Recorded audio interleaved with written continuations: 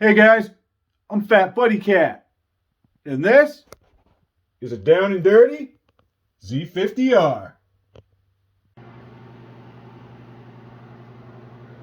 This ought to be light work. Today, we're going to install a couple cables.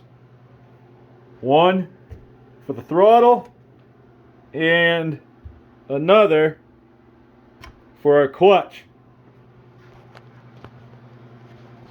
Remember, our Lifan 125 has some sort of a 4-disc manual job on it. So it's going to have a lever, something to hold the end of the cable. We got some other things I think have to do with it here, maybe to hold it in place so that the shroud doesn't move with the cable. It's gonna have to come up somewhere neatly around our handlebars where it won't have too much tension if we turn left or right, and eventually it'll end up here, right? We'll have a cable coming up and a lever. Hopefully everything is inside this package. The throttle should be a little more straightforward, I guess. It all depends on length. The length of the conduit and the length of the cable on the inside of the conduit. Whether the combination of our mini bike throttle here and our PZ22 carburetor that is down below will work together. We're going to find out. Let's do the clutch first. I'll empty out these contents. That was revealing. There's a handle and there's a cable. That's it. I'm not sure if this is the right cable. I know that's the right handle. And the left handle, it's going on this side, so that'll work. It has two ends. One, there you go. Wide open highway. Down to the other end where you run into some sort of an adjuster, another conduit, and I believe, it's just a cable with a boot.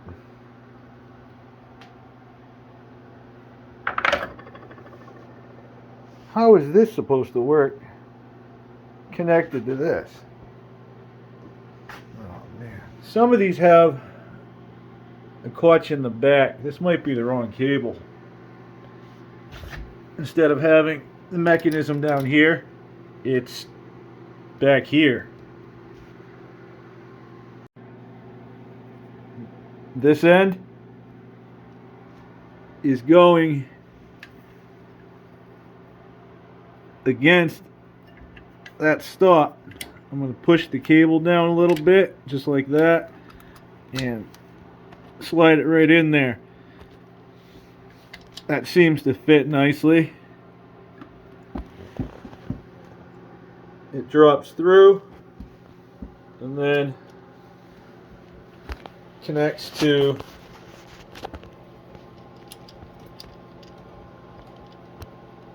this little guy right here.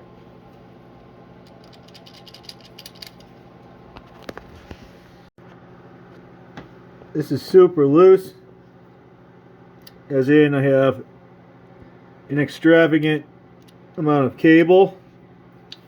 If I pull the boot back, get you in focus, that's all it is, alright? So you'd really have to kind of finagle things all in the right direction to get that out of there.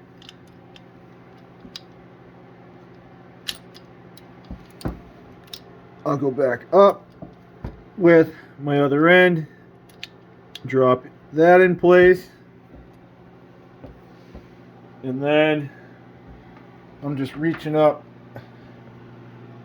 pulling the end of the cable, putting a little tension on it. Okay, looks like we can move it. I'm doing this sitting down. Oh jeez, don't lose it now. Live action, fellas. Okay, I can hold it just like so. I'm loving it. I have my wrench, the rest of my wrench. I just took the cap right off of the lever. That way I don't have to try to wrestle the grip off of there. It's just a couple 8-skis. Don't go too tight, don't go too loose. Just I'm gonna put it where it works. Yeah, that's close enough. Without a proper gas tank, this might be a shot in the dark, but it might also be the Hail Mary we're looking for. I have plenty of cable, and I'm just trying to go through one side or the other before I go up to loop in. And we want the path of least resistance, where we're not gonna bend it and ming this thing up. So we're over an intake land over there. Exhaust is way down there. I think we're gonna shoot under through here and then up to the front, and then I'll pull the loop back somehow. Yeah, buddy. I think that's gonna work just fine. Okay, back up the handle. I loosened my adjuster, whatever you want to call it. There's even something called a perch. I'm not even sure. This is my first time fully installing a clutch cable. So, just like a front brake on a mini bike, the handle goes forward. I'm going to have to hook my barrel in to whatever receives it. Look at that. On this side. And then I'll pull the slack back. Make sure all of this jazz lines up, and that'll allow the cable to drop in.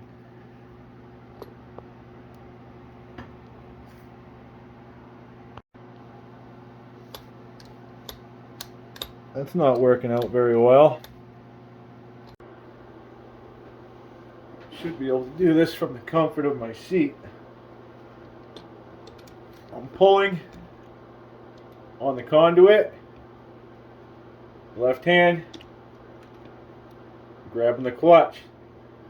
When I pull tension with my right hand, and I use that lever, I can stretch, right? Because we're opening up the clutch. Now I can just place it in and spin that so I don't lose it.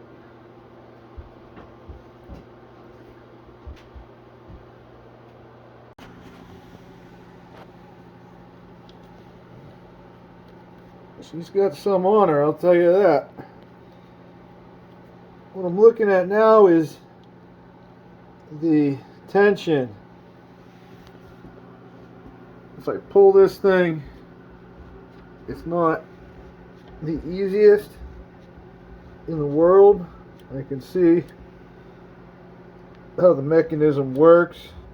There's like an oblong cylinder on the end of our lever, and when we pull the cable, it yanks the lever, and that turns the oblong cylinder against this tab, which is locked in place on this side by that brace structure right there, and it can only go that away. All said and done, that's what you see happening right there. If we go back to the adjuster, it's only going to go one way, and that's more. Everything's as close as it can be. If we start stretching it out up here, it's going to make it tighter on both ends.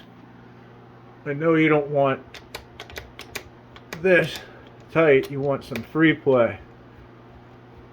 It feels funky though. Must be some sort of an adjustment. This is fresh out of the crate. This is going to be based completely on how I see things. This tab has some sort of tension on it, alright? We know that this is some sort of a retainer clip, and it is holding as a fixed position. When things wear on the inside, I'm assuming there's springs and discs, then there must be a little bit of play that works its way between this tab and this cylinder. If the clutch was completely disengaged, if the cable wasn't on it here and everything was just hanging out in its natural state, you would take that cover off, come down, and give things a wiggle. If that moves, you would use an Allen wrench and a crescent to make your adjustment. I reclaimed about a 1/4 inch of my threads. I'm going to lock this little nut up against the long one. That'll hold everything in place.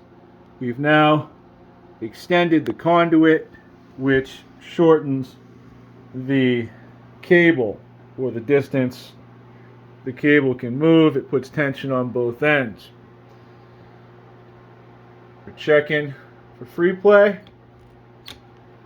The action is much better, so it wasn't too tight after all.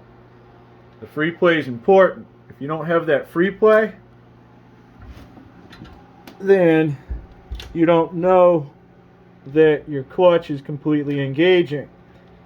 If we pull the lever in, our cylinder turns, it disengages. We let it out, it engages. If it's slightly in because it has tension on it and that free play is not there, you'll be slipping the clutch. Might as well slap that sweet cover on there now. It's just a couple screws. No gaskets or anything. I love learning about this stuff, so I kind of get right into it.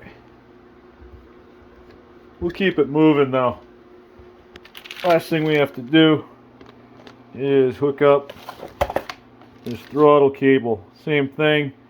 I got this on the Zon, and I think I just Googled in PZ22 throttle cable. GC 125 maybe. 35.43 inch throttle cable for mini bike. That's what it is. I hope it works. Don't let that built-well grip fool you. This is just your standard 7/8 Hornet release. Nothing fancy. I already have the cable hooked up to this end. We'll give it a spin. Make sure we have nice action. Two things matter: that we can route the cable without having too much tension when the handlebars are left or right. That's always important because you don't want to turn right and then take off.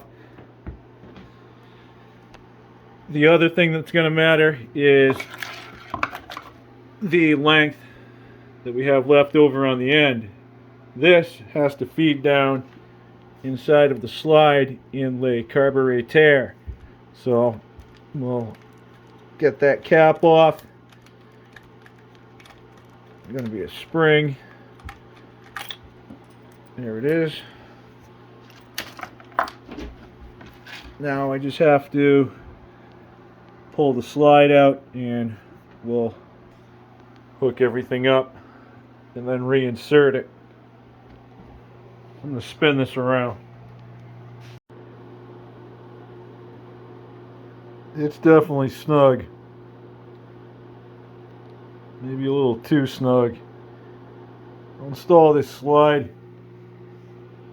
See what happens. Turns out the guy installing the throttle forgot to turn the adjuster all the way in, so this job could have been a little bit easier. Just turn it up, and it feels like a snapper. I'll have to get that cap off and see how much the slide's actually moving. If you look down behind the choke, you can see the bottom of the slide.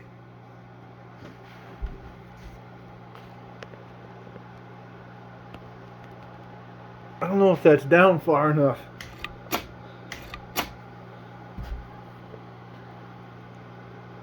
I don't think it is. I have the throttle end off. That way the cable doesn't have any tension on it. Go back down and take a peek.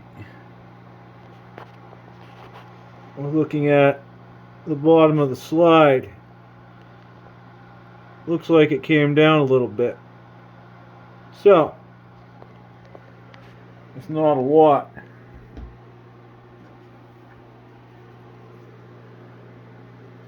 If we trim this back, it should return more.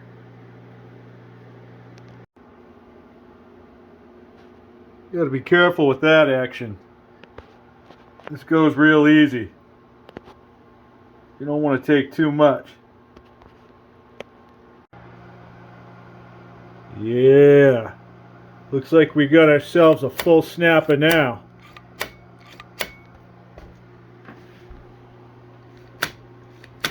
Oh yeah. I'm just tightening up with a few zip ties. Everything's coming together. And then you run into this hydraulic reservoir brake line caliper system that came with this front fork kit. Has two of these springs. I'm going to leave the lower one, and I'll put a couple zip ties right above this rubber grommet to hold it in place, and that'll kind of protect it from branches or things. At least it's not going right at the hose itself. They also have this one. It's not as long because I cut it off. This one went all the way from there up here, and it would have just been scratching my lower clamp and the neck. It didn't come off in one piece, but if you want something bad enough, you'll be willing to work at it. I did improve. That was my last one. So, totally worth it. That should pretty much do it for the grippers. Up next, we're going to handle everything that has to do with your Flintstones. We'll install the foot pegs. Maybe try to modify them a little bit if we can. We have a Kickstarter, a shifter, and even a skid plate. Thanks for watching, guys. Have a good night, and I'll catch you on the next one. I want you to stay. I want you to stay.